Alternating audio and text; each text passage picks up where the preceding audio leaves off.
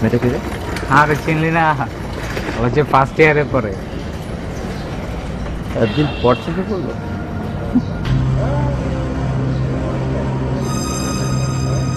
শোন, এখন থেকে কিন্তু আমি এই এলাকাতেই আড্ডা দেবো। আর আমি? তুই তো থাকবেই বেটা, তোর জন্যই তো এমন রমণীর দেখা দিলাম। তবে যা করবি একটু ভেবে চিন্তা করিস। বুঝে দিচ্ছিস? ওকে।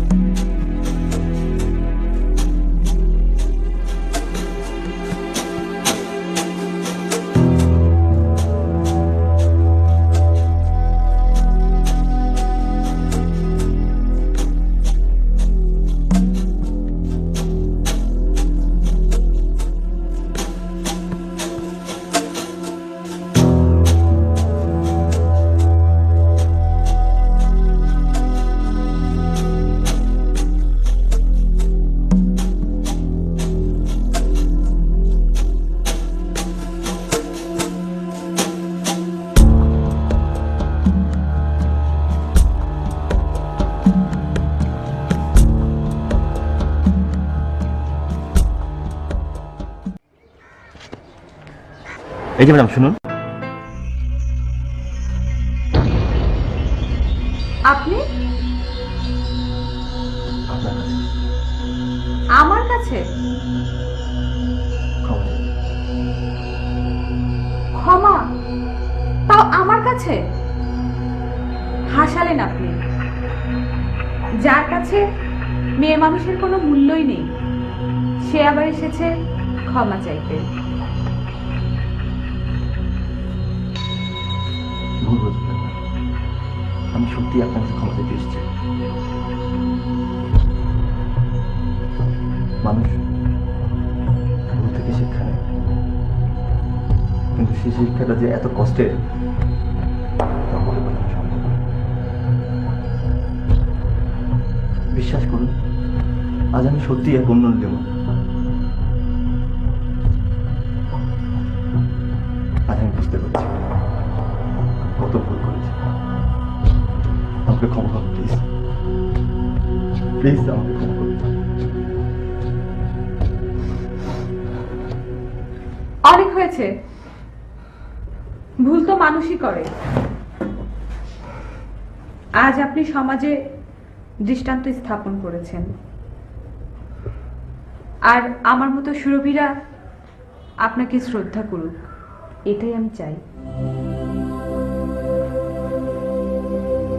আমার বোন না থাকলে হয়তো আমি বুঝতামই না।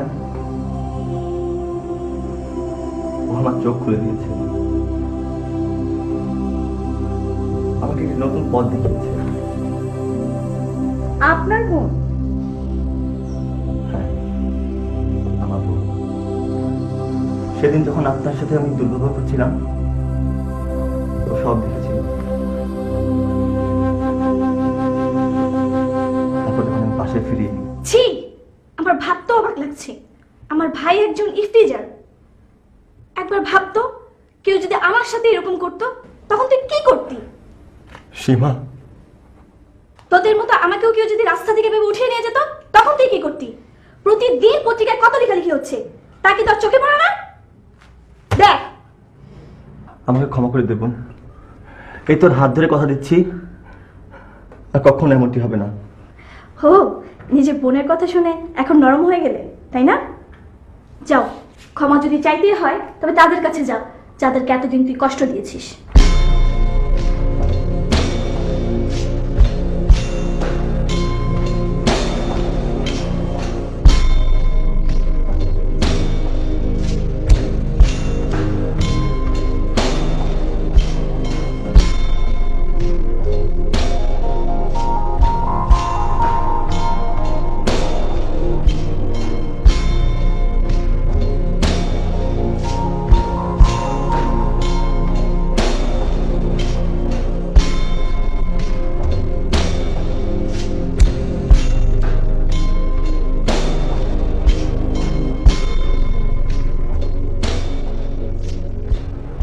আপনার বোনকে আমার পক্ষ থেকে শুভেচ্ছা জানাবেন।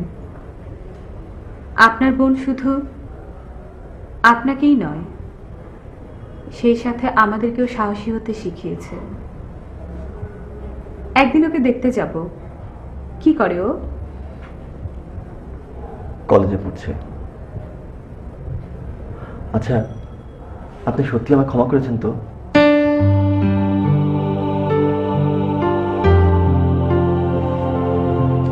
আপনার অনুশোচনা আমাকে করেছে আত্মবিশ্বাসী। আপনার আর্তনাদ আমাকে দেখিয়েছে পথ।